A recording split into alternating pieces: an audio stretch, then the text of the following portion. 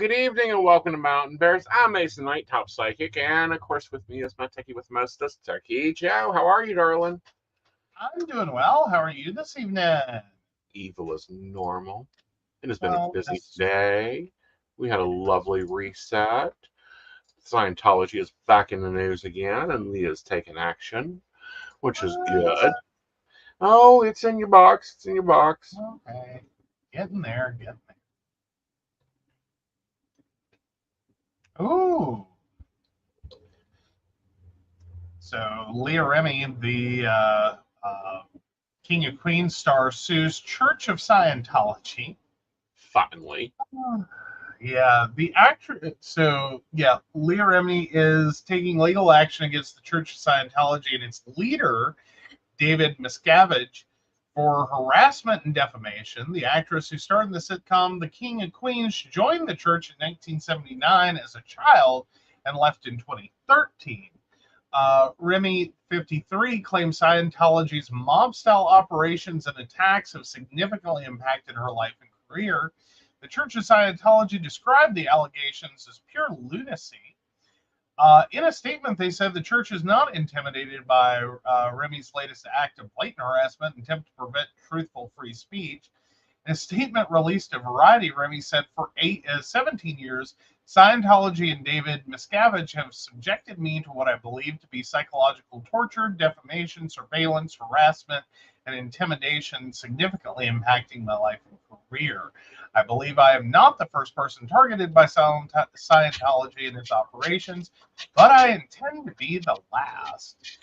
So, yeah, according to the press release, Remy filed the lawsuit in California Superior Court on Wednesday, August 2nd, in an attempt to require Scientology and any entity it controls and funds to cease and desist its alleged practice of harassment, defamation, and other unlawful conduct against anyone who Scientology has labeled as an enemy. So, yeah, it looks like she's also seeking compensatory and punitive damages. So, Yeah, I think that, I think they need to do this. Hi, Brenda. Like, I waited for her to do this as soon as her book was out and all the onslaught of press went there, and then her shows came out, and of course I'm sitting here watching Twitter, and I didn't watch the show. I prefer watching the Twitter war, but some of the stuff that they have done is ridiculous. Mm-hmm. So what's your thoughts? That's a lot going on. So basically the two sides of it though are either she's calling them out for some really effed up legitimate stuff they're doing, right, or the flip side of that is, their claim is correct and they don't do that, which I don't like.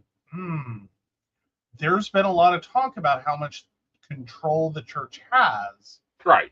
I would almost think they would want to capitulate to the lawsuit, right, and just like, okay, let's just settle this out of court and walk away really quickly. Right. Then to sit there and actually defend that they don't do this. Right. I'm just saying. I know. But, their statement was very much, it's like, I think that you just proved her point. Okay. Let me find it. I swear, if I start getting calls from them, I'm going to scream. Oh yeah, so if Remy can no longer get a job, she has nobody to blame but herself. Obviously, everybody in Hollywood now knows what we already knew, that Remy is a horrible person and toxic to so many who have the misfortune to come in contact with her. Uh-huh. Like, that's a hell of a statement from the church. Oh, it was a very press releases. Yeah, it is. Yeah, it's interesting to say the least. Mhm. Now, granted, in 2015, Remy co-created and executive produced a documentary series about the church called Leah Remy's Scientology in the Aftermath, which ran for 3 seasons and won 2 Emmy Awards. Yes. And she also founded the Aftermath Foundation, the Reach and Rapist,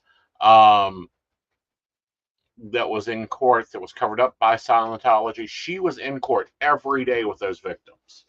Every day.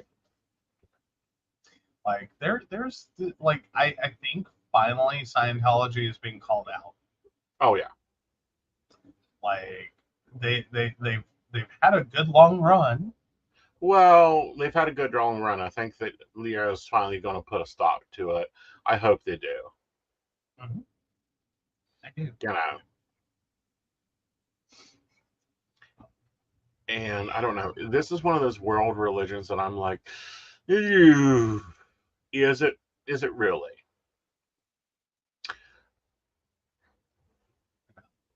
Well, but here's the deal though. If they go all the way to trial with this, invariably they're just going to start unpacking.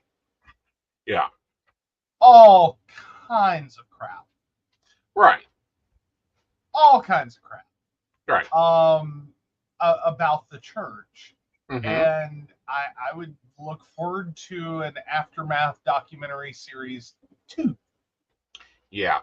Well, and I would enjoy watching it. I would also enjoy watching. See, I have a big problem. I don't think no churches should have tax exempt status. I think every church should have to pay their own damn taxes. But definitely this one, when it is nothing, like, it doesn't help people. It's super it seems like a great big money front. It is. And matter of fact, she's in arbitration trying to get money back from her account because she had to prepay for her services. Yeah, prepay for your torture. Let's talk femdomness here, okay? So yeah. Well, now Brenda, that's not entirely true, but she says you don't get rich writing science fiction. If you want to get rich, you start a religion. L. Ron Hubbard. Yeah. Fair enough. Yes. Oh, I don't know. I figure Mercedes Lackey's doing pretty good financially. Come on. How bad could she be doing? Jesus Christ, she writes enough books.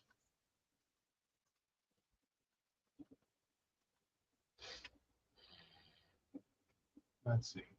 All right. I'm just curious. Now I have to look. Okay. So Mercedes Lackey. She's been publishing since 1985. Right.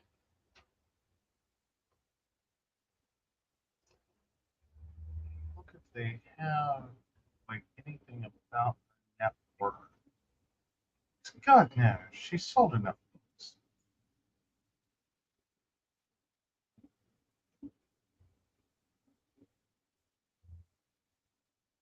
Yeah, she's published over 140 books and writes novels at a rate of 5.5 per year on average.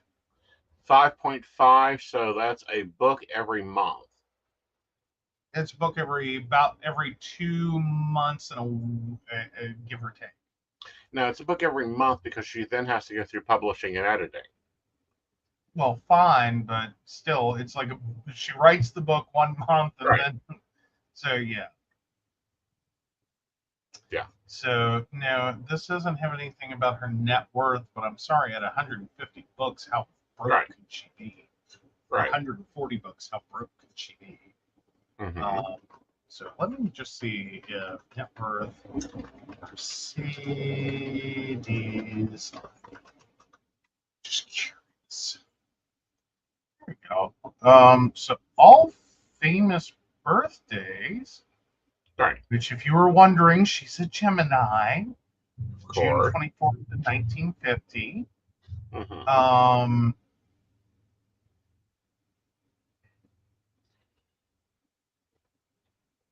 Really? Her net worth is at $5 million. Mm-hmm. Just, okay, so no, you don't get rich, start a fucking religion. Yeah. Fair enough. I'm sorry, 150 books and she's worth $5 million? Right. Like, dude. Hey, Ryan. Hey Ryan, how you doing? So, all right, L. Ron Hubbard makes a solid point on that Yes. one. We'll let that one stand. Apparently, Right. one does not get rich writing books. But if you write a religion, Right. So I often wonder, where are we at? Where are we headed with this? When are they going to get busted?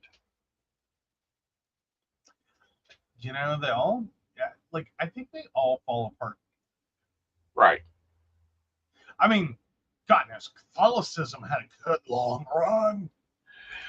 Yeah, it's still running on life support, but they're going to be around for a while just because of their fucking holdings. Well, true. Yeah. True. True. Yeah. But no, that's yeah.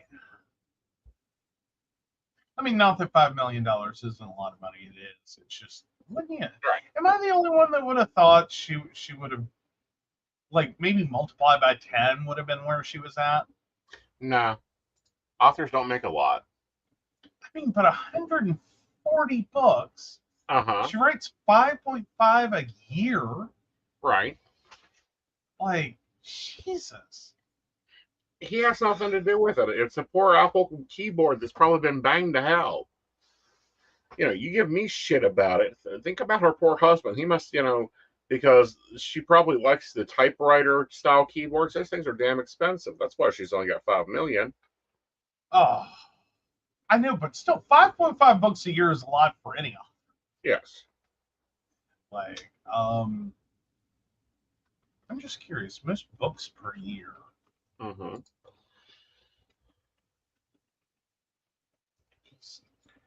Well, that's interesting.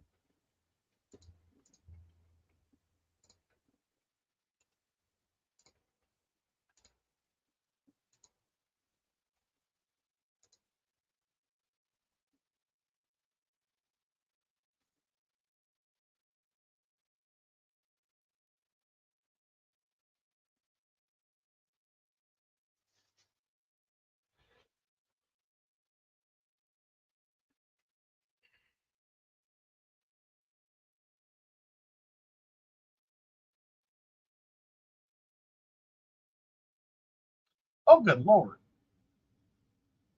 Uh-huh.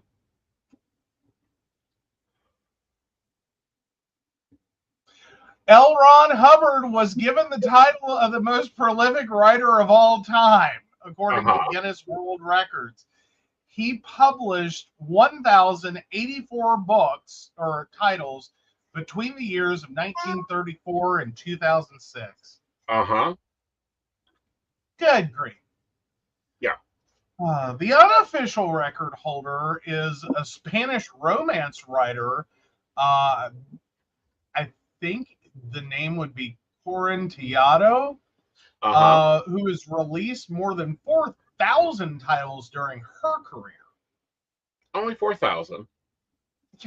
Only 4,000. I mean, imagine the amount of research she has to put in for that. Romance writer, you don't really have to do a lot of research. Mm-hmm. I mean, I'm not saying I know nothing about this author, so I don't know if her books are really, really good or if they're just like street novella trash. Like The Thing that's on the stand outside the store to, like, Mm-hmm. you know what I mean? Right. That like, $2-3 title, no one's really reading it for the great literary work. Yes. It's called, like, granny porn is a thing. It is, and it's prolific. Mm-hmm. Just saying. I think it'll be 1,000 interesting. titles of granny porn. You could write the same book like probably a good 2,000 times, Right. and no one would catch it. Right. Just change some character names, and you're good. Yeah. I mean, you got kind of a Curious George level market here. Mm-hmm.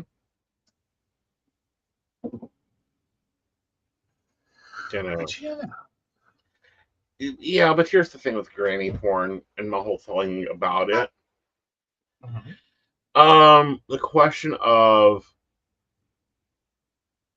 if they have Alzheimer's, do they reread the same titles? I'm sure there are some who do. I mean, you could, but then again, part of the problem with dementia is usually one of the first things that you have trouble doing is reading. Mm-hmm. Because it becomes very hard to hold the plot line together. Right. So you end up, because I know that was Mom's problem, is before she was diagnosed, one of the first clues for her was she just kept saying something's wrong with my brain. Right. And one of the biggest complaints she had was that she would be trying to read. Right. And she would forget what she was reading as she was reading it. Mm-hmm. Which, interesting experience for her, I am sure. Right. Because she tended to be really good at, like, you would bring something up and she would be like, oh, I read an article about that, and it was, in the 1964 Time magazine on page like 54. Right. I think it was August, so that would have made it. Yeah. Jesus, Mom. Sure enough. She can pull it off the shelf and be like, flip. There you go. There you go. Page 27. Thank you very much. So Brenda says, Mom only read the same, I'm assuming same books when bored. Dementia took away her ability to hold on to what she had previously read, like Joe said. Yeah. Yeah, that was one of the first things that really hit Mom. Mm-hmm. Like, because she read a lot. Mm-hmm. So for Mom to be complaining about an inability to read, it was a big deal. Yeah. Like, the stacks of books and magazines on each side of her chair. Right. Like, when those went away, we knew something was wrong. Right. So, yeah. Oh boy, it's big link from Young. Mm-hmm. Apple wants you to pay for your old iPhones and MacBooks, and some items are worth over $700. This was one to pay attention to. Oh my gosh. Apple wants its iPhones back and its iPads, watches, MacBooks, and more. And you could score serious credit towards a new device by sending in your old Apple devices to the Apple Trade-In program. So yeah, tech giant Apple is offering its customers a way to earn money toward new devices or Apple services by keeping its old items out of landfills in a win-win for consumers and the planet. It's easy to trade in your eligible device for credit towards your next purchase or get an Apple gift card you can use anytime, the company writes on its website. Mm-hmm. And if your devices aren't eligible to earn you credit, Apple says it will recycle your items for free. Oh, how sweet of them. No matter the model or condition, we can turn it into something good for you and good for the planet. So Apple lists the maximum potential trade-in value for devices, and the numbers are significant. Up to $600 for an iPhone 13 Pro Max, $730 for a MacBook Pro, and $305 for Samsung Galaxy S22 Ultra 5G. Mm-hmm. So yeah, they don't even care if it's Apple devices. Right.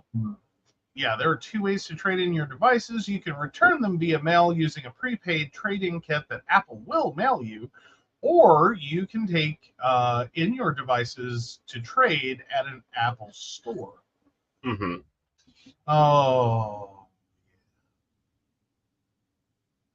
so like other trade-in programs, once your item has been assessed, you'll receive your credit as a gift card that you can use on any Apple product. Or if you're buying a new item, Apple will put your old device credit towards the new purchase. Interesting. Yeah. Yeah. I don't know. There's a few different companies that do that. Did we talk about small town? I don't think we have.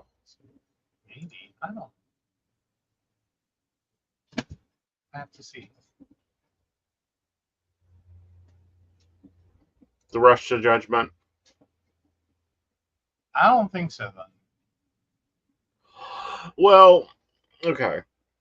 So there's a country song that I think is horrible, and I do mean horrible. It's just, and one of the lines is "Don't presence in a small town." It's quite interesting what happens with songs and music and lines. It causes my brain to go, ah. And then I look at the news, and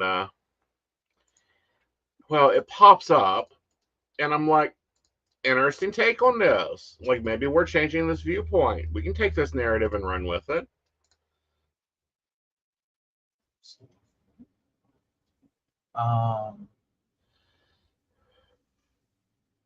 Oh no, we did talk about that. Okay. We did. We talked about that, like Portal, North Carolina. Yeah, Waynesville. Yeah, the Waynesville Recreation Center, and it being trans in and of itself is not a crime. All right. Well, let's update that. Oh. Okay. All right. So a rush to judgment. The mere existence. That's the old article. Yeah, that's the original. Hey, Shannon. And now we're to the new article. All righty. A call to hate, victims speak out over false allegations. Oh, this just is going to be interesting, isn't it? Mm-hmm. The biological females who visited the Waynesville Recreation Center and followed the letter of the law, but were subsequently the subject of a social media firestorm that included threats of violence, are speaking out for the first time about their experience. The person called Jane Doe was confused for the couple who visited the rec center on the same day. The episode started when a youth pastor named Jess Scott claimed in a July 12th post on Facebook his teenage daughter and his niece witnessed a full-grown man changing into a bikini in the women's locker room at the rec center. In a rush to judgment, Scott's post was shared multiple times, including by local leaders, business owners, and Republican candidates for Waynesville's governing board. Some of the comments on the post promised violent retribution.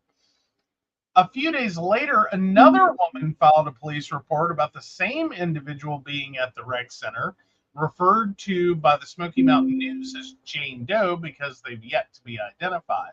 The report failed to state any cause of action other than the woman's discomfort at having to share the unisex sauna with a transgender person. Parallel investigations by Waynesville administrators and the Waynesville Police Department centered on video footage of Doe's visits to the Waynesville Recreation Center on July 12th, 17th, and 18th. Waynesville Town Attorney Martha Bradley wrote in a July 23rd memo that based on the video evidence, Scott's allegations were not supported. 2 days later, a regularly scheduled meeting of the town of Waynesville's governing board turned into a display of unity as the LGBTQ plus community, along with cisgender allies, showed up in force to decry the hate and bigotry that the social media allegations provoked. Speakers during the public comment session talked about their hopes, their fears, their constitutional rights, and their desire for accountability on the part of those who fueled the furor.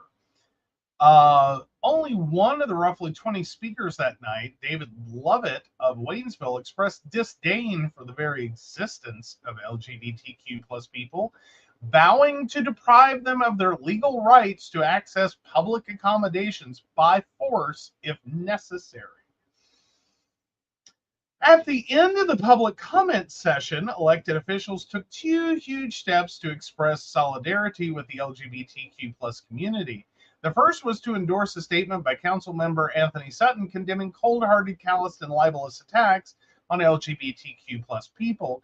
Sutton is Waynesville's first openly gay member of the town's governing board. The second was for town government to re-examine all of its policies to ensure that there was no language, explicit or implied, that could be perceived as discriminatory on the basis of sexual orientation, gender identity, or expression. 1 week later, the Waynesville Police Department announced that Scott had come forward with additional information. Based on the new information, another investigation was conducted by the Waynesville Police Department, but it yielded the same result. No unlawful activity had occurred at the Waynesville Recreation Center. Two of the people at the center of Scott's most recent allegations agreed to meet with the Smoky Mountain News and speak on the condition of anonymity due to the violent threats made against them and against the LGBTQ plus community as a whole. They asked to be referred to as Ash and Eli. SMN has confirmed that both were contacted by WPD as part of the investigation and that they presented their driver's licenses as proof of their birth genders. Both are biologically female, both outwardly present as female, both identify as non-binary, and both shared their harrowing story of feeling targeted for their identity by people they don't even know. Quote, "It's been hard. I've been avoiding social media because of the threats," Ash said. I've been avoiding news articles because of the threats. We have protection at our house. We have surveillance cameras and other security measures, but this makes me want to do more. Eli was first to discover the now deleted July 12th post made by Scott, who didn't respond to a request for comment by SMN. Quote, "I just remember the fear that struck through me when I read the post, and I said, that is my family," Eli said. "I felt it in my heart. I was so fearful I started crying. I immediately worried that people were going to show up at my house like a mob." Ash and Eli did indeed visit the Waynesville Recreation Center on July 12th, just hours after Jane Doe did. Wearing swim clothes under their street clothes, Ash and Eli entered the women's locker room and said there was a teenage girl without any adult supervision who wouldn't stop staring at them. The girl made Ash and Eli so uncomfortable that they went into separate changing stalls behind curtains and removed their street clothes there. North Carolina law is clear on the rights and responsibilities of people using public accommodations.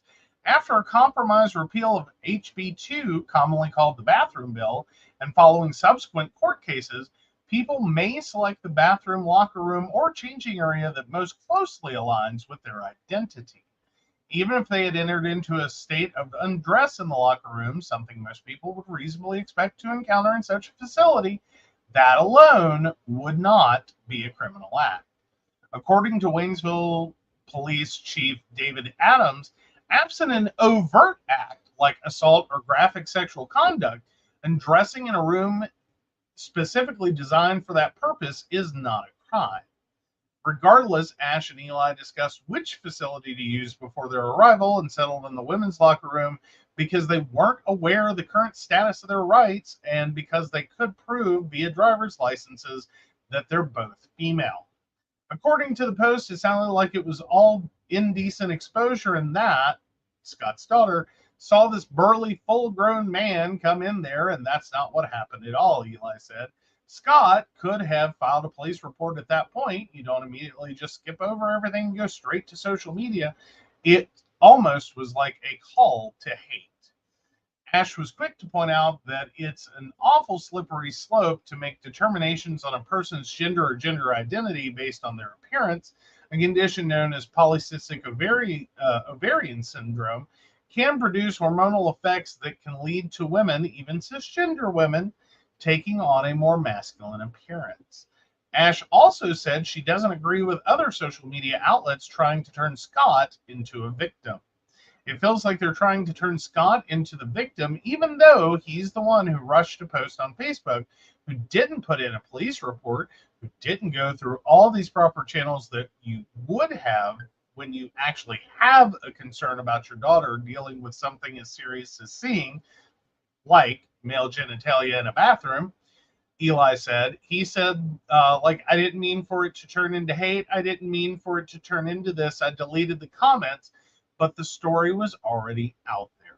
The comments were already out there. They already threatened to murder and hurt people. It's like a slap in the face. Despite the terror felt by Ash and Eli over the 2-week period during which the drama unfolded, they both feel buoyed by the support of Western North Carolina's LGBTQ plus community and had especially kind words for the Waynesville Police Department, whom they say treated them with dignity and respect. They also expressed approval for the measures town government took in the wake of the allegations. I feel they are doing what they can with the means that they're given, Ash said. I do think it's been a step in the right direction. Oh, so Ash and Eli don't want to see anyone else subjected to the kind of dehumanizing ridicule and graphic threats they were subjected to, even those whose comments shook them to their core. I wish there was a way to give them education instead of punishment, Eli said. They can educate these folks that we are people, that we exist, and that we are not here to harm you or your children. Instead, they hope the community can build on the experience, even though they sometimes still look over their shoulder when walking down the street at night. I feel safe with my family. I feel safe I feel safe when that crowd poured in with support. I'm feeling safe right now, Ash said, but that could change tomorrow. Mm-hmm. When is this dude going to get filed for false police reporting? I don't know. Third time's the charm. Like you've created at least 2 versions of the story now. No, we're up to 3. Okay. Yeah, we're up to 3. Okay. 3 police reports. Still no activity that can be even remotely linked to what the hell he's talking about. Exactly. Yeah. Yeah. Though I do have to say, identifying 2 cisgender women as your problem. Right. Dude.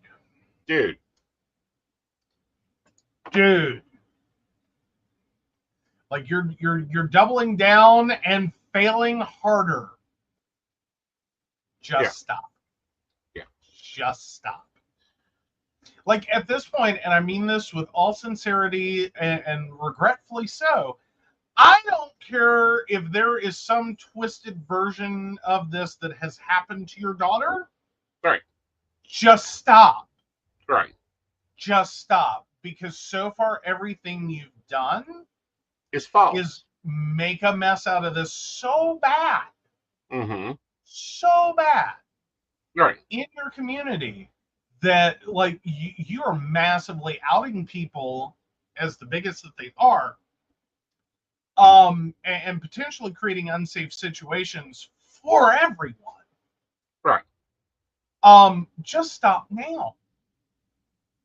Move. Consider moving. Really consider moving. And consider leaving the pulpit.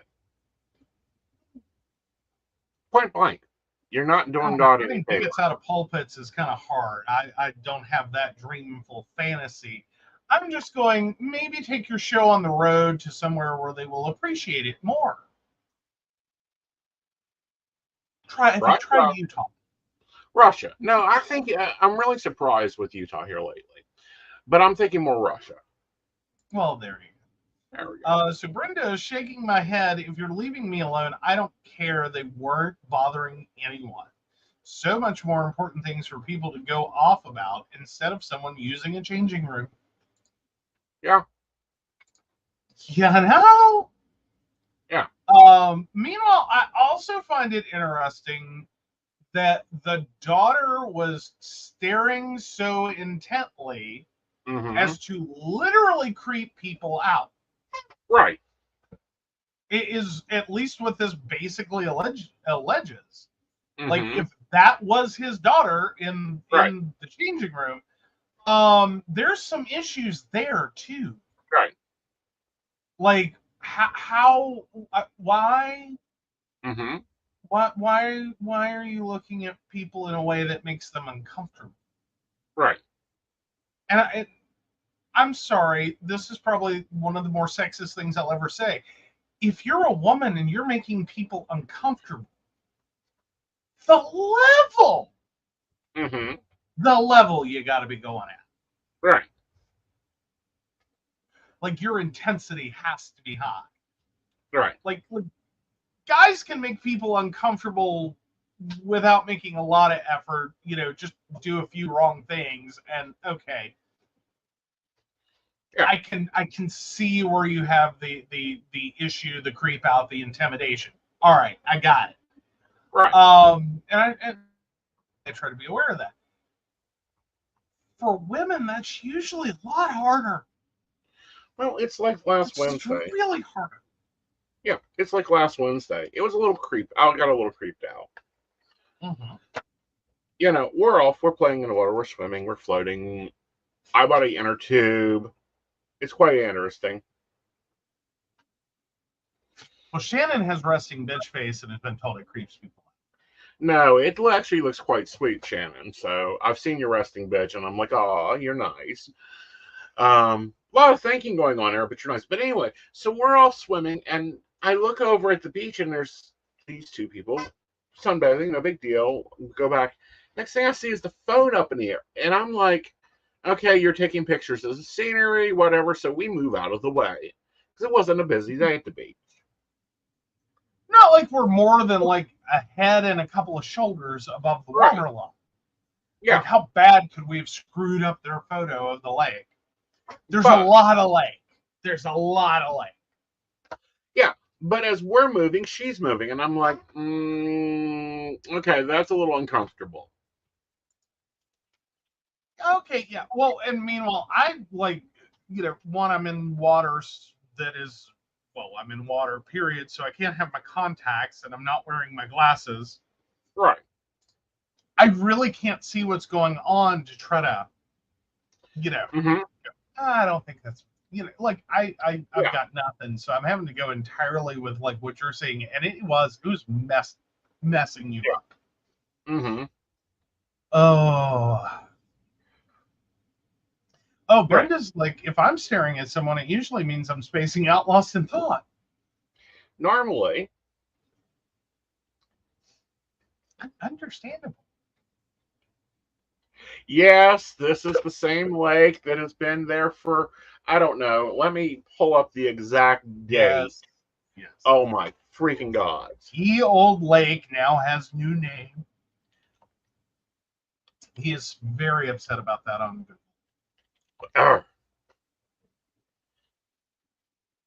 Okay, apparently Shannon does creepy smirking. 1966, so way more than 30 years. Exactly. So yeah. 40, 50, 60 minus 3. Yeah. Yeah, 57 years. 57 years. But Google decided to name it something different. Yeah. Like, but I think it's one of those things. I don't think that, like, anything changed. Right. Like, I think it's always been called that. It's just everyone locally knows it as Summersville Lake. Everything refers to it as Summersville Lake. That is what it is. And then all of a sudden, Google was like, let's get formal here. Uh-huh. It like, It's like using your legal first name, and it's like, oh, they're talking about Aeson, okay? Yeah. Like, yeah. Like, so I'm reading Out magazine, Out.com's monthly edition. There's an article in there that I'm like, what the hell is this doing in a gay magazine? Like, I have that old man syndrome going on, guys. Get off of my lawn. Get off of my lawn. Back to school prep. Essential items for every LGBTQ quest. family. Well, every LGBTQ plus family. Yeah. So celebrate the pride you have in your family with what you buy for back to school. Amazon has some great products for your rainbow child. Oh, God. I don't even think they use that phrase correctly, but okay, let's move on. Yeah. Cool. Okay, because see, here's this thing. Um, Typically a rainbow child, and I really had to dig in on a damn Reddit post to find this out, Okay. is typically the child after a miscarriage Right. or a child that you are effectively supposed to have been incapable of conceiving. Right. Like there's some interplay between the two, but I think the formal definition of a rainbow child is the child immediately after a miscarriage. Right. So I thought Um, since they're throwing it at us, and we call this a pure marketing article, let's rate the supplies. all right. Oh, really? Rainbow School Essentials. Yes. Oh, it's a message board. Uh-huh. Like it's yeah. Oh, with a really corny felt like sharing. This Yeah. is a felt letter board. Yeah. 300 pieces. Oh, yeah, No, do not buy your child that. He will destroy you. yeah. Although for $24.95, it is cute. It is cute, but no, your child will rank you on that. Get the LCD screen that has the running ticker on it. Oh, come on, out. Really? Really. 5 Star makes notebooks in multiple colors applied to. Yeah. Jesus, 5 Star spiral notebooks are up to $19.99. Uh-huh. What the hell? Jesus, like, did other people know this? Yes. Oh my God. It's easier to print your Oh, own paper at home. rainbow ID holder Mm-hmm. for a lovely or badge holder for $9.99. Okay, that's not horrible, but it is hideous. Right. Like it's just all the rainbow everywhere. Right. Like it's not. Mm-hmm. We also talk about the fact that some of this stuff's just getting tacky. Can we talk about the fact Um, that it's ridiculous? so $159 office chair. Well, you got to have a good office chair. You know, the kitchen table isn't good enough anymore. Mm-hmm. Mm-hmm. Like apparently not. It's $40 for a hydro flask. Mm-hmm. Oh, I'm Go so to TJ Maxx, get your Hydro Flask where you're supposed to be. yeah, yeah. I'm Yeah, for sorry. like Can 20 kids bucks. even carry those to school? Yeah. I'm sorry, that's a giant metal weapon. Like, we won't let them through with guns and knives, but take your 50-ounce or 120-ounce hydro flask. Of course, take your Hydro Flask. What the hell? Who makes these They won't policies? let us carry mace anymore. Take a Hydro Flask. They won't want to enforce the bulleting Well, policy. Take a Hydro Flask. yeah, and Ryan's like, I would destroy my parents. Yeah, Yeah. like and I'm trying to figure out like just because you have gay parents or Or gay children. LGBTQ plus parents doesn't mean you gotta deck them out in the rainbow. Like that's all about you, Well, let's not reverse that. them. LGBT children. Yeah, you don't have to go like I know a lot of us are like, let's just be as out there as possible. And I'm fine with that. I'm fine with that. That's a Uh-huh. choice you can make. I think that's awesome. Go buy your rainbow felt letterboard and your 5 Star notebooks and your hydro flask and your whatever badge holder and all this. Fine, cool. Those are options. But you're writing this like out.com. Who the hell did you write this for? Are you writing for parents or are you writing for children? Well, it Because ain't the kids, out because Look at this fucking backpack. It is terrible. Oh, no, it may not be that bad. Hold on. Yeah, it is. Okay. All right. Fine. Trying to find the back. Both of them are terrible. Oh. All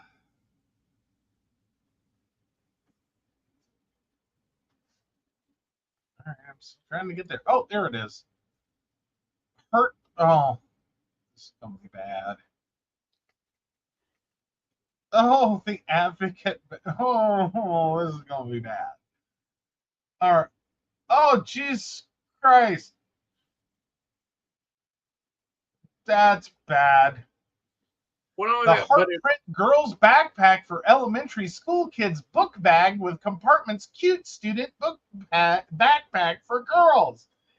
It is a lot of things. It is Hello Kitty personified, is what right. that is. Okay, what's okay? I mean, other than the champion logo could not be on this more. Why the hell is it called the Advocate? Because it's just named that. Like, who just like randomly had a moment picking product? Well, I think they picked it Like, for because I was trying to see, like, okay, did they make a rainbow one? Does it sponsor something? No. Like, because there's companies that release like a limited product run, Mm-hmm. and it's like, oh, buy this, it supports blah blah blah. Like Right. 10% of your purchase goes to, you know, an Yeah. HIV charity or something. Right. Now, Like, I just enough. will give them kudos for one thing, although I don't like this style. I prefer the low tops. Nike shoes are good. Like, they'll last. If you can find them in your size. True. Like, I'm sorry, that's the problem I have. Like, Nike is the weirdo small shoe for me. Mm-hmm. I have to jump so high in Nike sizes, it's ridiculous. Right. And yes, of course, you need your hydro flask, and preferably the 40-ounce one. The reason for it is the 40 ounces is a nice size to balance in your hand. It fits very well, and it's about the size of a skull. Oh, Ryan, bless your heart. Try finding a 10.5 or 11 wide shoe in Nike. Try finding a Nike 14. Because that's what I turn into in Nike. Uh-huh. High top And, or low top? oh, low top. Okay. Never have I ever enjoyed a low top. Runner, trainer, or sketcher? Runner or trainer, either one's fine. Sketcher, not so much. That's the heavy weighted base, right? Yeah. Ryan had no clue. All right. So Ryan needs a 10.5 wide. Uh-huh. Uh-huh. Or 11. No, 10.5 wide right here in stock. Okay. The 4E cross trainer with comfortable support in white and blue so he doesn't get in trouble at work. Oh, no, they actually have the nurse's edition. Ooh. Yeah. Very nice. Now find it in a 14. Give me a minute. Nike's website is wonderful for that. Mm-hmm. But you can't just go in a store and try it on. Honey, we've had this discussion. Well, but Nike will see. This is the problem, though. Is Nike will screw me over every time. Uh-huh. Because every time I finally get comfortable, I know my Nike size. Uh-huh. It's like it shifts a half size. Mm-hmm. And it's like, like, Ryan's like, well, that's a freaking miracle. Not really. Like, no, this is why I became a Reebok boy for years. Yeah. See, I am still a Weird. Nike boy. If I had to go back and hit the floor, the first stop we are going to is the locker room. Oh, And I don't what want to locker? hear what the cash receipt is. Yes. Yeah, No, no, yeah. no. I But think the what's your first thoughts stop. on this? No, actually, the first. Well, I have a thought real quick before we get into that. Uh huh. But no, if you for whatever reason end up back on a nursing floor, I know who I'm tracking down. Uh huh. And I think the company is called Cloud Clothing. Uh huh. I think I wrote enough checks to them. Um, they are friggin' phenomenal, and dude will set you up. Uh huh. Like, I'll just tell you now, they're a really nice company that will come on to your like medical facility site Mm-hmm. and do like a 2-day sale. They bring like tractor trailers worth of stuff. It's amazing. Right. Yeah. Oh, see, Brenda's in the same boat. I won't buy shoes I can't try on. I'm a 5, 6, or 7, depending on brand and style. Right. Yep. That's why you freaked out the first time you've ever seen me buy shoes without trying them on was a pair of Tevas. And Yeah. I went, oh no, we don't Yep. have to question Teva. Teva does not change their sizes. Right. A Teva 11 is a Teva 11 is a Teva 11. Mm-hmm. It is the same shoe every single time. Mm-hmm. You don't get like, well, this time it's more like an 11 and a half, and this time it's more like an 11 wide, and this time it's more like a 12. And like, no, Mm-hmm. no. I've been buying Tevas for what, 15 plus years now? Mm-hmm. Every single one is the same. The only screw up I ever had was originally buying them. I bought my real size, Mm-hmm. and they were a little loose. Right. That's when I learned a Teva 11 is a Teva 11 is a Teva 11, and I am a Teva 11. Ah. Like, fits perfect. Mm-hmm. So, yeah. Yeah. Alrighty. So anyway, what I think of this is I don't know who the hell out.com wrote the article. Well, I'm just Like, looking at it going,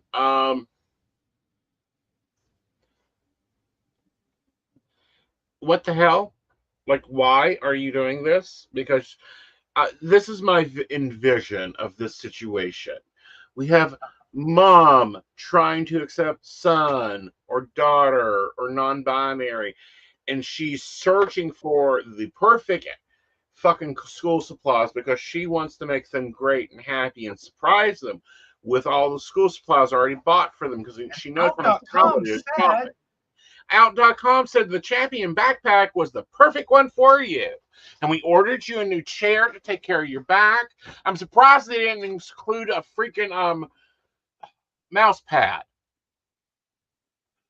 But see, here's the problem though, is a lot of these products, it's like I mean, don't get me wrong, I worry about kids and like, the fact that they're carrying I think it's gotten a little better, but they were carrying too many books and all this.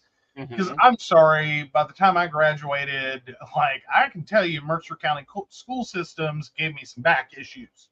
Yes. That was a shit ton of books, dudes. Right. Um, like, and I was not a small child. Right. So is what I'm saying. But I'm sitting here going, like, but who's your like? But that was my overarching question: is out.com, what the hell were you thinking, and who you were writing this for? If you're writing it for the parents of a gay child, Mm-hmm. I think that's a pretty small part of your target demographics. Right.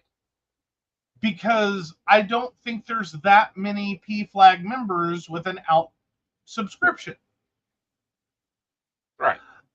If you're writing it for gay parents, are they going back to school? Like, is it like, or, like, is this like, late, like early adulthood to like, that basically the period in which you finally finish your like MBA and shit? Right. Is it that like 20 to 35's range that you're trying to target? Because again, if so, I don't think the Hello Kitty lookalike backpack Right. is really going to rock it Right. for very long. Right. And some of this stuff is just not going to be affordable. Right. I mean, granted, they have an Out magazine subscription and they're reading your article. Right. So maybe. But generally speaking, if you are that advanced of a young gay adult that you have an Out magazine subscription, Mm-hmm. it's usually because you're living in podunk nowhere Right. and like you trying to get a grasp on this. Right. So that's where I'm at with it. Is like I Out, you really missed the mark on this one, and across the board, like I don't know who your target audience was for the article. Right. The products are a bit crap Right. Very crappy. because, like, thank you to allies who buy them. No one's child should be forced to have them. Right. I'm sorry, can we just not make back to school political Right. for kids? Like trying to, because I'm sorry, like this really shouldn't, like, buy your kid mostly what they need and want. Right. Like you buy them what they absolutely have to have. Right. You try to buy it in a form that they want it, so maybe they'll use it. Right. And beyond that, just fuck off with trying to be like, oh, and we're gonna make it have special, political significance for you. Right. Like, great, junior high wasn't hard enough. Right. High school wasn't hard enough. Like, Right. now I have to be the ombudsman, the Uh-huh. ambassador, if you will, to gay parenthood. Yeah. Like, fuck that noise. Exactly. That was my point of this, is why was the article here? Yeah. Go put it in Mommy Magazine. I promise you, gay parents are reading Mommy Magazine like a textbook. Oh yeah. Well, I mean, there's a lot of places you can put it. But this was a very confused part. Right. And I think there's a lot better advice one could give for back to school than a shopping list. Yes. And I'm sure they have. Right. Maybe thought they'd be a little different this year and go with the shopping list because Right. who can get mad about that? Hi. But like that's a really wild shopping list. Right. Like, And what surprises me is none of it is really things that I think are essential, like, crayons, markers, pencils.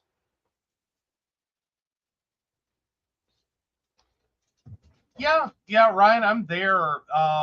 Ryan says this is why I'm glad I was a simple kid. I wanted mechanical pencils,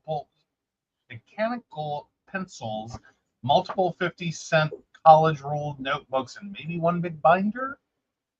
Yeah. Like I can tell you now, like school supplies didn't start costing me money.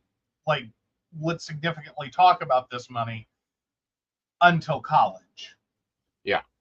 And that was when I was combining, like, this textbook is $600.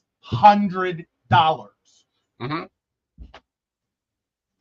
Oh, and I'm taking a lit class with multiple $20 books Mm-hmm. that I'm going to go into and find out which ones we're actually reading, and then I won't be able to return. But if I don't buy them now, I can't get them. Right. Ugh, the insanities. And, good luck. Like, I swear to God, I went through a laptop or a desktop every single year. Right. Like, dorm life's hard, dudes. That's all I can say. Right. Like, dorm life is hard. It's really rough on electronics. Right. Well, and for me, I don't know. I'm picky about my pens, picky about my highlighters, picky about my pencils. I was picky about my notebooks. I liked a specific notebook. And then I found legal pads, and God, teachers hated me after that. And then I went to technology, and they still hated me. Like the biggest problem we had was you had to watch out, like either which teachers you took or what you did in their class. We had teachers that were absolutely anti-ruffles. Okay. When you tear a piece of paper out of a notebook and you get that little frilly edge, we had teachers that would downgrade your assignment for turning it in on ruffle edge notebook paper. They wanted clean perf. Or just the 3-ring hole punch, like pre-cuts. They did not want the roughly edge. One of my siblings almost failed a class. Mom went up there and talked sense into that poor, unfortunate teacher who had to deal with my mama. But yeah, we had teachers that would count off points. Right. That was our biggest, like, you had to watch out. We had a lot of teachers who did not give a shit. You could have done your homework on a napkin. They were just thrilled that you did your homework. You understand that the notebooks have a perforated edge that you can easily separate the page with. Now. Then too. Now. Not always. If you're getting like the 50-cent college ruled notebooks that Ryan's talking about, those did not have clean perf back then. You tore that sheet of paper out and it was all... Okay, I'm horrified. What? That I had them? Or Brenda had one of those teachers. Well, I understand that, but I'm just horrified that anyone would, do that. Yeah. If it was literally a punishment intended to force you to do what they wanted. Yeah. Because they not that I don't understand. I can imagine that if you have 4 classes a day, and you have 40 students a class, and you give them the same assignment because you're teaching the same thing virtually, and all of these kids turn in the hanging Chad papers, I'm sure that makes a mess in your life. All over your classroom, all over your desk, all over your bag, all over your car, all over your house. I understand the aggravation. I just really flippin' hated it for like kids who couldn't afford this shit. Like they were doing good to have the 50-cent notebook. Okay. The fact they did their homework, mwah, mwah, chef's kiss on top of it. Like you don't know what some of these kids are going through. So you're gonna take points off of them. It was like, don't do it. Oh, the pre-order its notebooks were rich kid notebooks. I don't even remember those.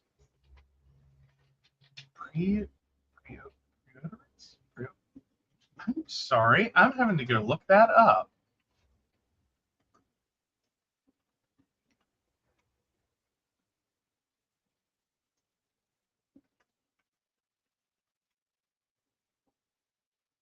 What are we talking about?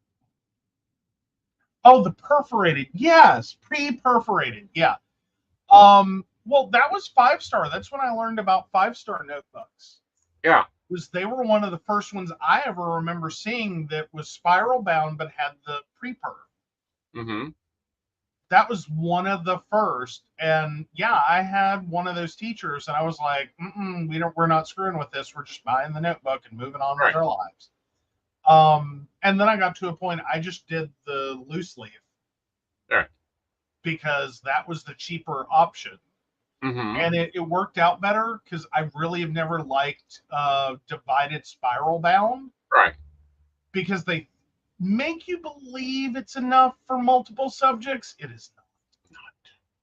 That is a lie. And then I fell in love with, I don't know if I still have one because I've replaced most of my notebooks with the Happy Planner ones. It's the actual college roll. Shannon, no. 1999 now. 5-star, 5-subject notebooks are 1999. My jaw hit the desk when we were going through this article. Mm-hmm. When it said 1999 for 5-star, 5-subject notebooks, and I went, oh! I was, my God. Right. Oh, now see, Ryan was all about the 3-subject divided spiral for nursing school. See, I like, it's fine when it works. It's great when it works. Legal pads for nursing school. You need more paper. I'm all about some loose leaf though. I'm all 1999 for a 5-star 5-subject notebook. Yeah, that's what Amazon's listing them at right now. Right. Like, I'm horrified. I'm sure there are better pricing, that there is better pricing out there. I'm not, I'm sure you can find them for $13.99. But yeah, no, that's what they're listing them at is 5-star spiral notebooks on Amazon.com right now. Right. $19.99, and that's at a discount. Right. Oh wait, this is a deal though. Okay. Oh no, it is not. These are 5-star spiral notebooks in a 6-pack. They are 100 sheets apiece and $19.99, a discount of 26% off. Right. There we go. So the 5-star spiral notebook with 200 sheets, 5-subject, that is regularly $11.99, currently $7.79. Okay, those are numbers I'm used to. Right. And I will give 5-star credit. So sorry about the confusion there, guys. I didn't see what we were being told. Right. I saw it and read it like a normal human. I give them credit. That's almost the pricing it was back when, like 20 some years ago. Right. Like, and that was ridiculous then. Like, oh. Yeah. But that is a very small notebook. 5-subject, 200 sheets. Like, what class are you taking? Right. Like, because it's not going to get you through a semester of high school with 4 subjects. Right. Like, I'll tell you right now, I tried. I failed. Right. I moved on. This is why I went loosely. Right. Because I realized I was going through about 300 plus pages of notebook paper a year. Yeah. Like, per subject. 300 pages? Oh, God. That's not per subject, but yeah. Through the course of a year, I was doing about 300 pages per semester. So about 600 sheets a year. Lord, you saw my life coaching class. Can you imagine me taking notes in that? Well, yeah, you use a lot of paper. I do. I use a lot of paper. Like you write fast and wide. Like I mean, don't take this the wrong way. I think we could give you one of the big crayons. There wouldn't be a whole lot of difference in your notes. Yeah, there would be. I'd have to then color code more. Well, there you go. But no, you write really big when you're note taking, and like you condense a lot of stuff, but you write really big. Right. It's very serial killer-ish. Like it's less writing and it's more stabbing the subject down. Like chisel really would work for you for note taking. Yes, Aeson's class books are that big when printed out. Yes. Yes, they were. I used to print them. And hole punch them. We have now gone digital. Yes, we're no more. Yeah. We killed that color laser printer. Yeah. So dead. Oh, so Ryan's got the Dr. John Hancock kind of writing, that kind of like. It squiggles. Yeah, and see, I have It like, could be notes for a class. It could be someone's EKG. We're not sure. yeah, and see, if I'm really like, when I have to renew my tarot certification and my psychic certification, and that 2 weeks, you will, if I hand you notes for it, like I write something good out of it, I'm gonna have to teach you shorthand because I will shorthand through. Nope, you can read your notes. I know. I normally take and redo them for you. Thank you. Yeah. I'm not saying I'm not appreciative. I'm just saying nope. Yep. Nope. I've learned too much shorthand in my life already. Right. Like I still have collector note shorthand stuck in my head. Uh-huh. And I still use it. Me too. Especially if Like I'm like writing sometimes in a meeting, I'll catch myself doing the Saturn for TH. what?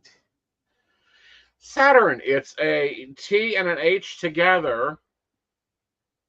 Okay. Yeah. Okay, so you're just saying, sorry, I thought you were saying you did collector note taking, and I'm like, I doubt it. No, I do. Like, that is a very specific set of Right. shorthanded notes. Right. That has a lot more to do with old computer systems and slow typers. Right. And a lot of abbreviations. Tons of abbreviations. Words you would never think to abbreviate have abbreviations. Mostly because you type it 150 times an hour. Mm-hmm.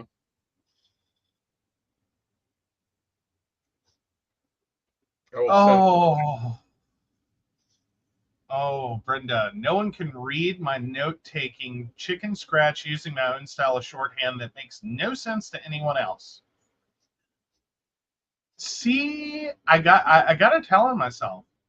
I got to college and I went digital. Mm-hmm. Yeah, All you went like Trio. well, between the two, between the laptops with OneNote, because OneNote is that old. Right. Like OneNote can drink now. Right. I was there at the beginning. Right. But OneNote, and yeah, Palm Treo with a infrared.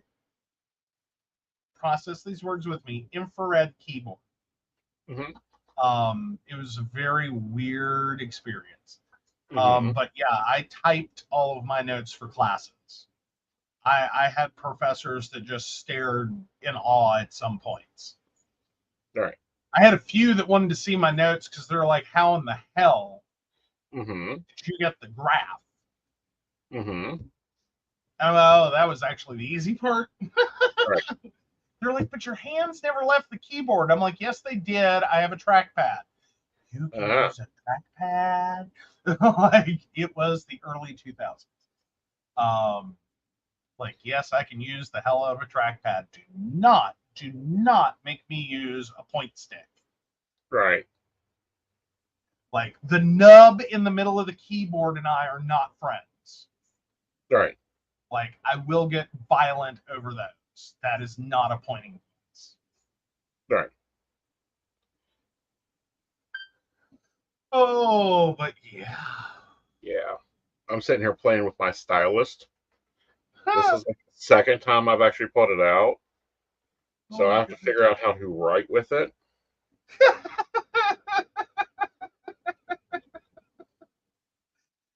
Oh, we got him oh my god. We got you a phone with a stylus specifically so Yes. you can handwrite notes, and you Right. never ever use it. Well, I don't use it that often. See, this was important for me because I was a Palm kid. Like, well, sorry, Treo, we actually called the wrong thing. It was actually a Palm 3C in college. It was the Palm 3 color, is what I had. I didn't have the Treo until after I graduated. Well, after I graduated. Because that was a chunk of change back in the day. Not as much as a new phone now, but yes, it was a PDA. It had an infrared port. Mm-hmm. Really cool because you also had apps that could change TV channels and work as a universal remote off of that infrared port. But the infrared port also had keyboards. HP made a whole line of printers with infrared sensors that you could beam documents to. It was kind of a cool age, kind of a pain in the ass. Like printing a one-page letter via infrared, awesome. Do not ever attempt to print 50 pages via infrared. Don't it gets a little hot. No. The problem is you have to point it, let your hands off, but keep it awake without moving it. See, that's where you should like change that beam just a little. It's not printing. You lost the whole print job. Right. All right. I just sent you something if you can bring it up. Oh, Lord. Did you send it now? Oh, that's the relationship article. Are we jumping to that? No, I'm sending it. I sent you to Slack. Oh. Image. I was playing with my. Alrighty. Oh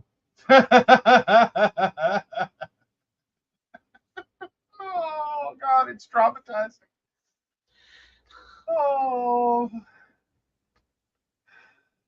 the hieroglyphics are here. Can you read it? Well, enough. I mean, it's kind of scary. Okay. I mean, we'll share it. Yeah. Like, we'll freak people out. Like, that's Aeson handwriting. There you go. So now I have to come over and share.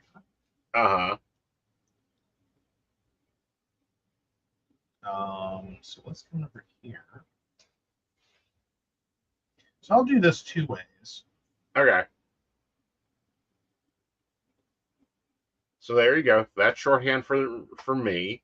The T, the H, and E become one word. The M, the O, the U, and the T become one word, and the I, and the I and the O, the I, A, N becomes one letter, and then B, E, and A become one letter. R and S.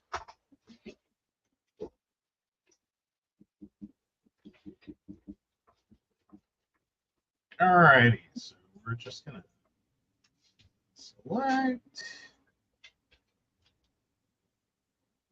take a screenshot, send, Slack it since we're slacking today.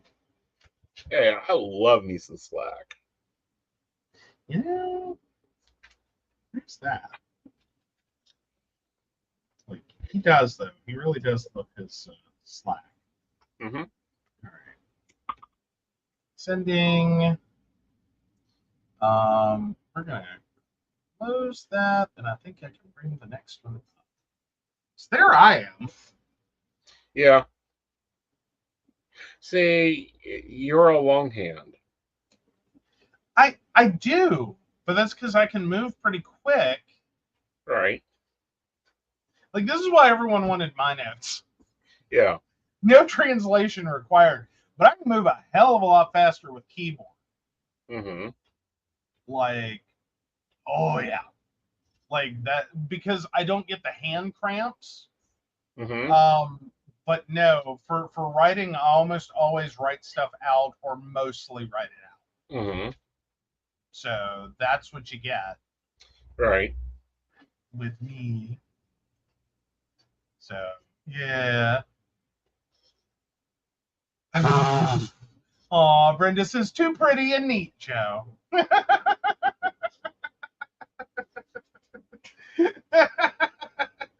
Ryan says Jupiter something something bears.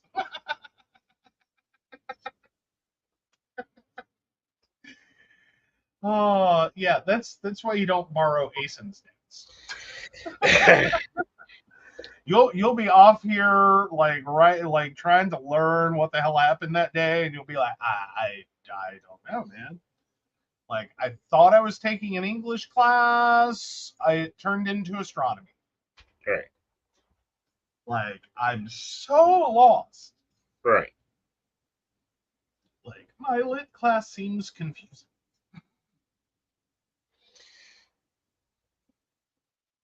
But yeah, no. There you go. All right. And we may get a confused message from Regina, just FYI. What have you done? Regina and Ryan are stored very closely together. Oh my god. All right. Oh, Shannon says, you've heard me say my handwriting looks like a serial killer rushing to finish their manifesto. Mm-hmm. Oh, do we have inbound? Did Shannon send inbound? Possibly. All right, let me see.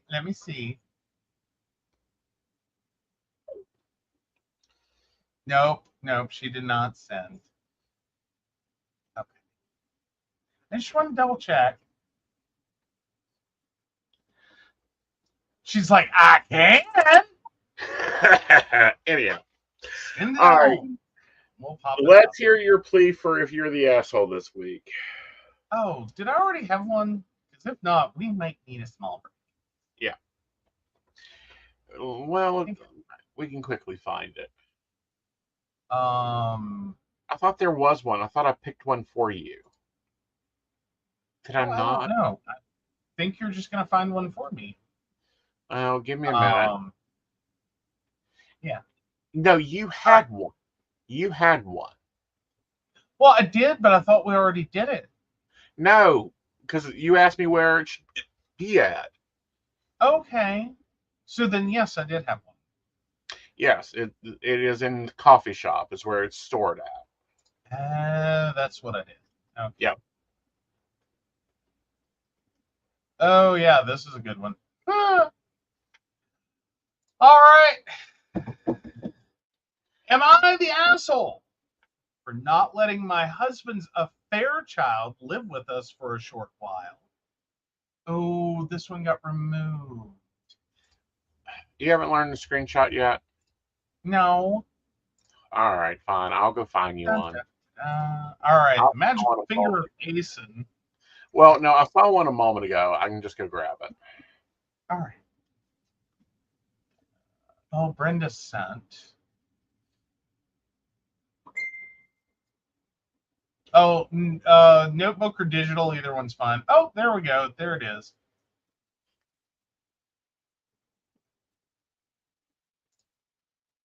All right. All right. So I kind of like the vein of grammar Nazis. So here you go. Oh, Lord. You're going to give me a headache just trying to get through. Am I the asshole? No, I'm not.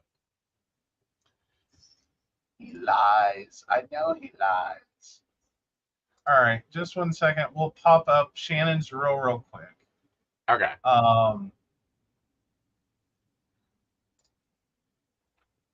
I have to rotate hers. Here. All right. And so stop screen. Share screen. No. There. All righty. Not bad. Not bad. I can follow that. I don't think that's very serial killery. No, I can follow that. Although I just want to know why we have beans. It's not beans. It's bears. I know. It's an R that turns into an S. Yep. Oh, that's her slow writing. Ooh. Oh, yeah, you're going to go pure serial killer in a hurry, aren't you? Yeah, got it now. Got it now. Totally got it now. All right. All right. So, yay. Oh. All right. So let's get over to. Am I the asshole for pointing out bad cell phone etiquette in public? So this isn't about one particular instance, but about similar situations I'm often finding myself in.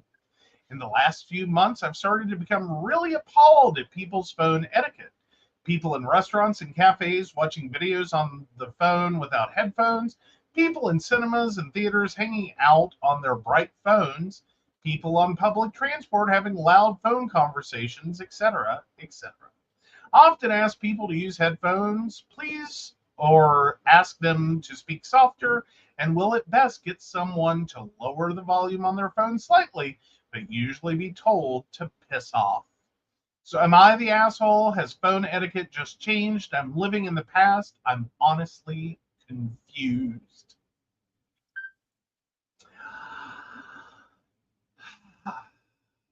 I think for better or worse, phone etiquette has sadly changed. Mm-hmm. Like, I want to draw emphases here. Mm-hmm. Like, not only has it changed, yes, for the worse, yes, and sadly has this occurred, yes. Yes. And yes, you are an asshole. See, there's where I have stopped though. I don't think you're the asshole. Okay. I don't think you're the asshole. I because again, I have to go back to sadly, unfortunately, yes, this changed. Mm-hmm. I still really am with this person on like I tolerate a lot. Right. I will tolerate a lot on a cell phone anymore. Things that we never thought we would tolerate out of cell phone use in public. Right. I'm going to also judge the hell out of some people. Right. And I am not beyond. Uh-huh. Finally hitting a breaking point where it's like, can you please realize you are around other people? Like you are not at home on your couch. You're not in your private toilet at home. You are not in your car. Right. I have nowhere else to go in this room. Right. That I won't be able to loudly hear what you're doing. Could you not? Now, I will also similarly feel very free to eavesdrop and listen to anything and everything you're talking about. Mm-hmm. If you so decide to have conversations in public that you really ought not. Mm-hmm. Like, I will sit there and listen and also judge you, and I feel zero, and I do mean zero. Mm-hmm. Confidentiality applies. Right. Hey, Google, I'll stop. talk about it later. Okay, I'm stopping any alarms and timers that are ringing on your smart home devices. All but right. I don't think you're the asshole, and I do think it is sadly unfortunate that yes, it has changed. Right. I'm different. I think I find it the same rudeness as the grammar Nazis. Okay.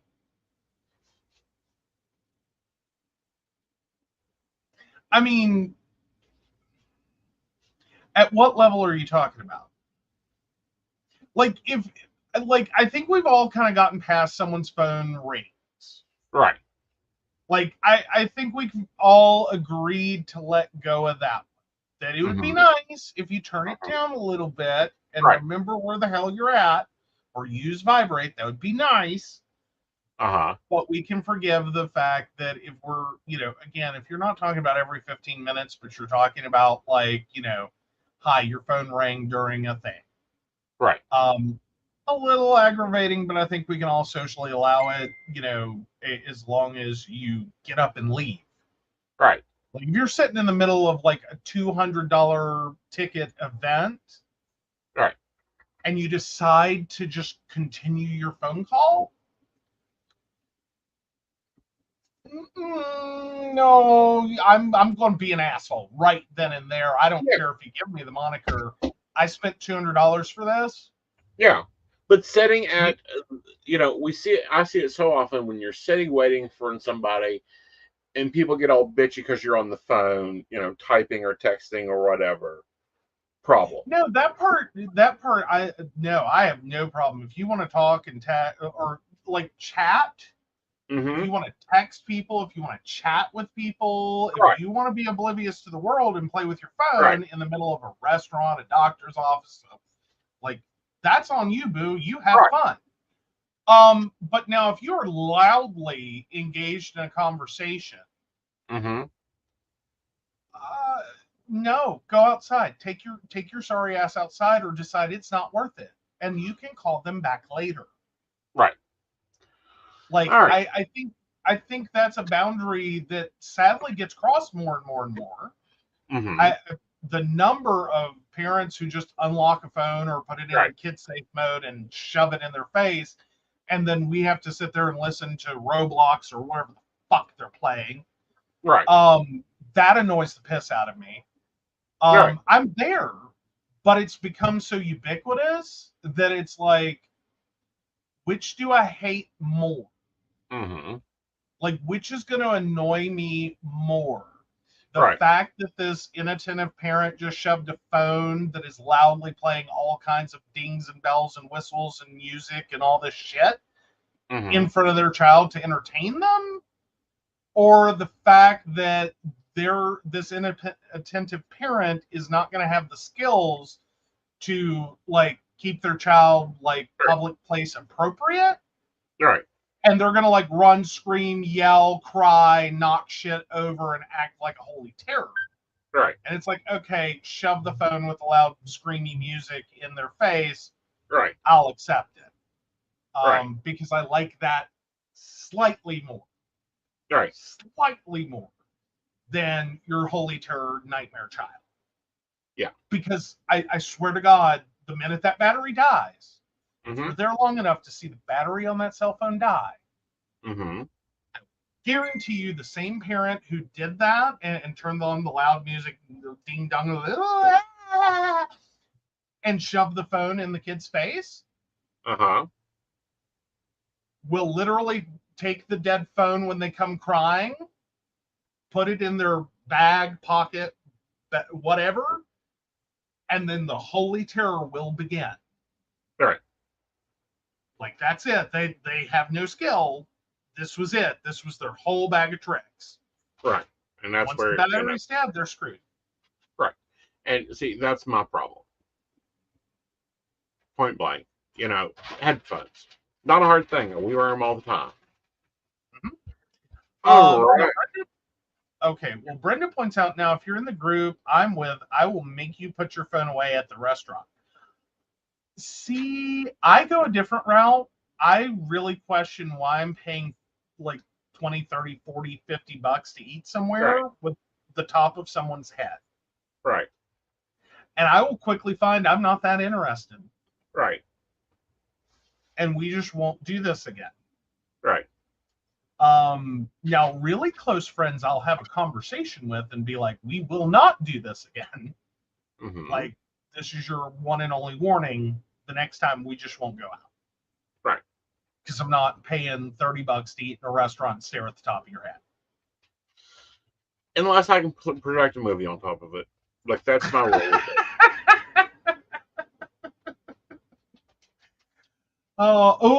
I gave it back when he was done. I was dropping 200 to 300. Wow. Yeah. Oh, sales clerk at a shop kept stopping, helping me to text. Half a sentence to me, answered text, finished sentence, warned him when I took his cell phone. Right. Oh my God. Yeah, no. Okay, now that I have serious issues with. Not that you took the phone. Awesome. Right. That is an NTA move in my book. To take the phone in that instance. But yeah, no, I do have major problems. Like you when I'm very certain someone does not have managerial written all over them. Uh-huh. And there's not a reasonable expectation that they should have their phone out and or be engrossed in it. Right. Because again, they're not managerial. You're not running, like, you're not saving the world over here, buddy. You can finish this conversation.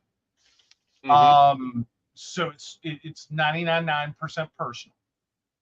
I don't care. I don't care where I'm at. That will really quickly make me decide to go elsewhere. Right. That's a nope. Never mind. We're not doing this.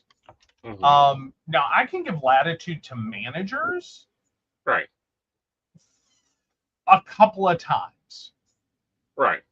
Like if we're having a conversation, I know I'm talking to a manager who may be dealing with someone trying to call out of work sick, request a schedule change, whatever. Or, you know, like the store's on fire. Right. What do I do? I can give you latitude for a couple of those, and then I expect you to either excuse yourself. Right. And be like, I'm so sorry, there is a major emergency. Let me find another associate to help you. Right. Or we put the phone away after 2. Right. Otherwise, again, I'm going to have the same reaction as, you know what, we're not doing this today. Right. Never mind. Don't need your help. Thank you. Mm-hmm. Because my money just walked out the door. I'm not doing it. Right. All right, so let's go on to relationship advice, and this one's interesting. For me, it's interesting. Oh, yes. All right, let me get that up. I don't know what happened to it. It went somewhere. All right, feeling that my partner and I are really different. I plan to talk to them soon, but I want to get some of this off my chest as I think about it. Sorry if it is disjointed, but I appreciate any perspective. I have 3 partners of 8.5 and 1.5 years. I'm long distance from 8 and 1.5 right now, but 8 will be joining me and 5 in our new location this fall. 1.5 and I live about 2 hours from each other by plane. I'm feeling spread thin. 1.5 doesn't have other partners and is going through some life changes. I am feeling like their only confidant. Honestly, my recent move had a lot to do with me needing to take on some bigger responsibilities in my life, and I'm working hard on that. My work, bio, family, and health. I'm feeling sensitive to any sign that 1.5 doesn't understand or respect what I'm trying to do. Fact is, they miss me more than I miss them. Part of that is my avoidant attachment style versus their anxious style. Part of it is also, of course, is I have another partner I'm living with now, and a lot I'm working on that distracts me and keeps me focused on my day, which, to be honest, is what I want. My reaction to life changes right now is attempting to immerse myself in them as much as possible because I really need to succeed. I think they're trying to do the same thing in their life, but I'm feeling the mismatch in our emotional states relating to these big changes. They are more extroverted than me and just have a bigger appetite for excitement, I think. I think I've allowed myself to be pressured sometimes by what they want to do with our time. My other 2 partners can, like me, be satisfied by spending time together in the house. We also go out, but if we haven't managed to go out in a while, it is okay. 1.5 seems to me to often feel the need to go out and spend money, have a unique special occasion to relax. I feel like I'm struggling to keep up with their desire for special time. This week, they told me on the phone that we hadn't had special time this week. They weren't blaming me, but it troubled them. From my perspective, we both had a lot of work this week, and I'm coming to visit in person next week, so it wouldn't really occur to me to be troubled. In general, I am not feeling lonely. I'm sure them feeling lonely is influencing this. I'll also say that I've been feeling some prickles of discomfort sometimes when we communicate. They'll make critical comments without thinking. Like if I have a stain on my clothes, I can be pretty sure they'll mention it. Meanwhile, I don't know. I work hard to not make them or any partner feel criticized or self-conscious. My phone is shitting itself, so I'll stop there. Thanks for listening. Okay. Okay. Here's my thoughts and feelings on this. Oh, it was 8, 5, and 1.5 years. Sorry. Yes. Got it now. I got lost. What do you think they were ranking, honey? No, I thought they were talking about partners of 8.5 and 1.5 years. I thought there was only 2, and then they started talking about another partner, and I was like, wait, what? And I had to go back up and look, and then, oh, I got it. Okay. My advice is you need a fucking schedule. You also have to realize that no partner interacts the same as another partner.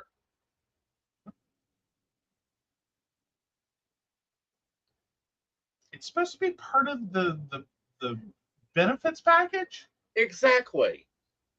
I mean, unless you want to date the children of the corn. Yeah. Like Stepford wife, anyone? Yeah.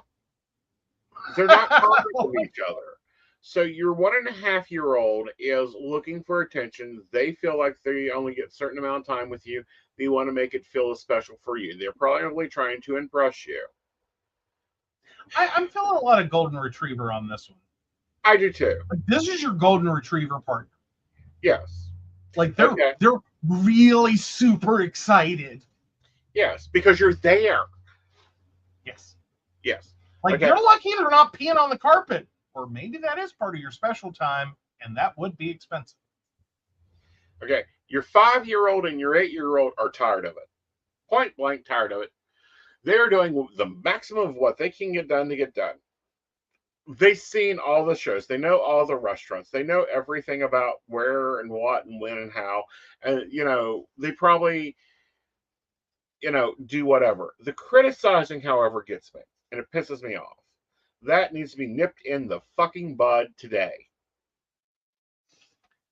I mean, I don't really. Okay, the example I don't inherently feel is critical. Or you know what I mean? Yeah. Like, I don't think that's criticizing or causing necessarily someone to be self-conscious. Right. Like, so get them a schedule. The 1.5-year-old needs a schedule. We talk on Thursday at 4:00. We see each other every other week from Friday to Sunday or whatever your little routine is. Get them a schedule. Don't feel like because there's different ages of relationships. Relationships go through aging stages. You have the new energy, up to about 3 years. And then you got to really decide if that works or not. Then you have the 3 to 6 years where it's like, okay, we're making this work. It's fun. It's energetic. Mm-hmm. And then you have the 6 to 9 years where it's like married old couple. Then you have the past that, which is kind of like, okay, we room with each other. We have a lot of family history. We have a lot of love, a lot of interest. All those you have to keep in check. All those are going to behave differently. All those are going to take different needs and different amounts of needs. And then you have the personal needs of each relationship. And here's an easy, cool example. New Star Trek movie comes out. Who's going with me? Joe doesn't care. Invisible? Oh, you bet his ass is in the front seat before I can get to the car. Yes. Then I get to rewatch it with at least one other person. Well, and quite frankly, I will talk, like, even if it is a movie I want to see, I will talk my way out of going to see it in theater. Yeah. Like, I'll be sitting there and, like, I'll start having that moment. It's like, it's going to be like $10 for tickets for 2 people, right, plus an $8 to $12 soda. Yeah. Like, or I can just have, like, whatever the hell I want for less than $20 and fucking buy the movie. Or just wait for it to come out, on, like, Prime or, HBO Max. Right. And I will end up just like there. Like, Right. I don't need to see it. It's not worth it. Right. Like, that's how I, like, flip opposite, though. Right. Oh, yeah. Invisible's like, we're going. Yep. Like, we're going. Yeah. However, like the Tchaikovsky, debatable if I can get anyone to go with me. You can go by yourself. It's okay. Yes, I know. Like, these are things that I will also say, because it's like, well, I can totally see spending $10 on a movie he really wants to see. I don't have a problem with that. He can get a soda and candy and popcorn, whatever he wants. That's fine. That's fine. That's fine. It's fine. Right. But it's like, I really don't see, like, if I'm sitting there, and I'm not saying that movie specifically, but a movie that I would be sitting there like, I did not care to see this. Right. And that's when I have real problems. Like, I will sit on my couch and watch a movie and be like, I didn't really care to see this. Right. Because what did I waste? Right. What did, like, we already have the subscription. I spent time. Maybe I find part of the movie I enjoy. Even if it's horrible, I can find something redeeming. Like, I had quiet time. There's some movies that's the only redeeming quality that I swear to God they have. Right. But yeah, no, I can go with that. Like, no, I didn't waste money. It was fine. Right. But to go to theater, it's like, I better be excited. Right. But like to go to the opera. No, no, you're not going to get me to an opera. No. I tried to be really supportive on that one. No. No, I don't think I can do it. Like, I was good there for a second. Right. No, I'm just not an opera person. No, I will go to a ballet. Mm-hmm. I'll do ballet. Right. Opera, not so much. Right. I'll see a play. I'm cool with plays. Plays are awesome. Mm-hmm. Right. Or, a 6-day hike into the mountains, dry packing it. Now we still have that position still open. You took me to Sutton, and I swear to God, you were trying to leave me for dead. Do you really think I'm going to hike 6 days into the mountains? Exactly. Right. Oh, see, Brenda can offer up her brother, though. See, you can have an opera friend. Okay. But, that's the whole point of polyamory is you don't have to sit through, Phantom of the Opera in French, 1864. No. No. Like, you had me, and then you lost me. Right.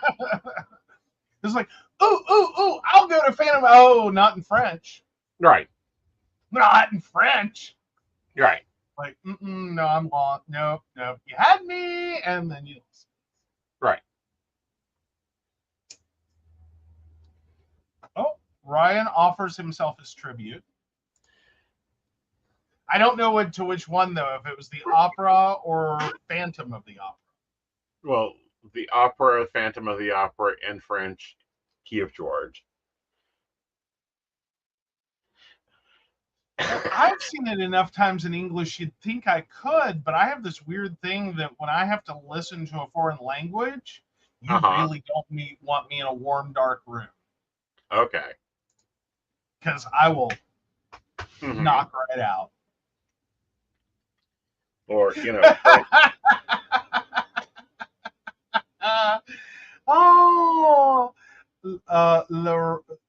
take it. I know Soleil. Le Rue Soleil is good. Took me forever to find it with subtitles. Kept asking my friends to translate it. Ryan says he needs to become more cultured, and it's like, No, I think you just, I have weird things I get into. I mean, you work in a. Never mind. That was a horrible joke, and we liked it. Yeah. I just had a total bitchy comment come into my head though. But anywho, Right. I'm sorry. It's been one of those weeks. Right. Sometimes my smart ass really takes a second to be like, "Whoa, Nelly! Whoa, whoa!" Yeah. Yeah. Excuse me. Park that, Nelly. Yeah, don't be mean. Don't be mean. Right. Oh, but yeah. But yeah. So, I have really different tastes. Oh, we all do. Yeah. And that's the whole fun part of this. So feeling a little bit spread thin. Oh, yeah. Oh, so Ryan's into weird stuff anyway. So. Oh yeah, but Brenda points out brother was a music major and is a music freak. I've been exposed to enough. I like some opera. Good. Phantom of the Opera. That's all you got for me. That's it. That's the only opera. No, there's many other operas out there that are enjoyable. But there's a band that comes to Charleston around Christmas time that is classical music. Okay. Now there's a big difference between opera and classical. Nah. I'll go see classical. Right. Yeah. Well, it's like if Alice Cooper was reasonably priced. No. I was, that's when it's like, okay, who do I know? Trans-Siberian. Trans-Siberian I'd go see. Yeah, I think that I want to go see them. That's on my. I'd be the weirdo with the Bic lighter, yeah. Because I'm a band geek. That's why. Right.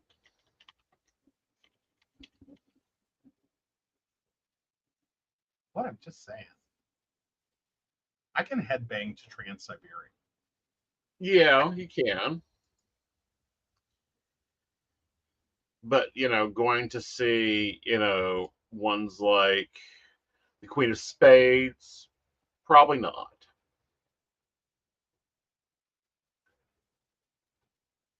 I'd have to listen to them beforehand to see if I like them.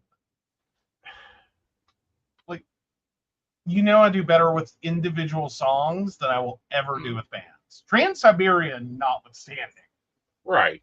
But no, the Queen of Spades by Porto Travacki, Life for the Tara, you're not going to go watch. Now, I can maybe take Brenda with me.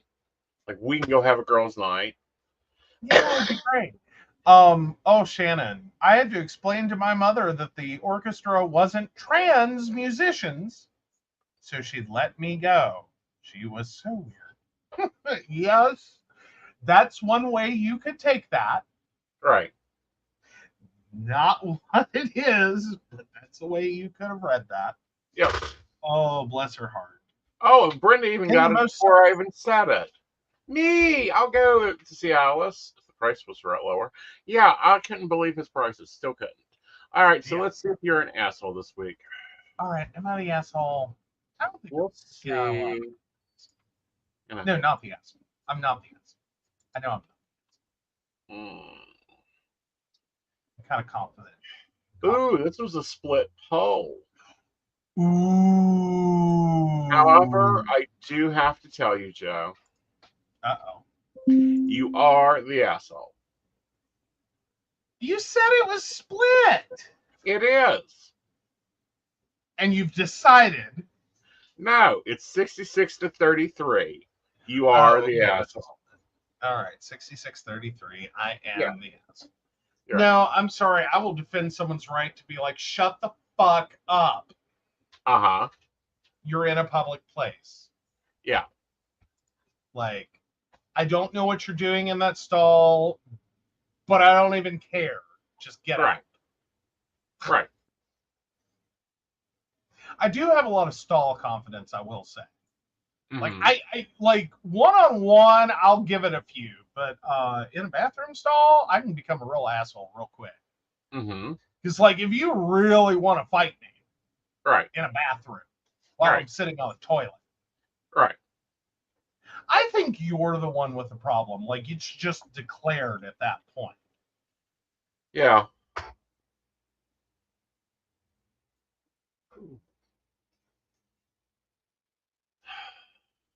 You look confused. What happened? Oh, I've done something bad. Oh no. So Shannon says my youngest sibling is trans. She would have lost her mind. Uh-huh. That I'm sure. Like that. Mhm. All right, guys. We will see you for Psyche of the Plans Sunday at 8 p.m. Until then, you have an amazing weekend. Have fun. Do something you ain't done before. Like, I don't know, check out some Russian opera. Okay, sure, go with that. Yeah, I think that would be interesting to see our viewers' reaction. I'll just read some Philip K. Dick. It'll be great. That'll be wonderful. That's good. Also, have a great night, but we got to take care of some people. There you Yeah, so go. of course we want to thank Beverly Walker, Mika G, Kathy, Mary Winfield, Brenda, Shannon C, Shannon D, Lady Gwendolyn, Charles Shaw, Tracy Van, Caitlin Bell, and Devin. If you'd like to learn more about us, the show, or how you too can become a Patreon sponsor and receive all the wonderful benefits our baristas receive, please visit us at pcspnetwork.com. And good night, y'all. Good night.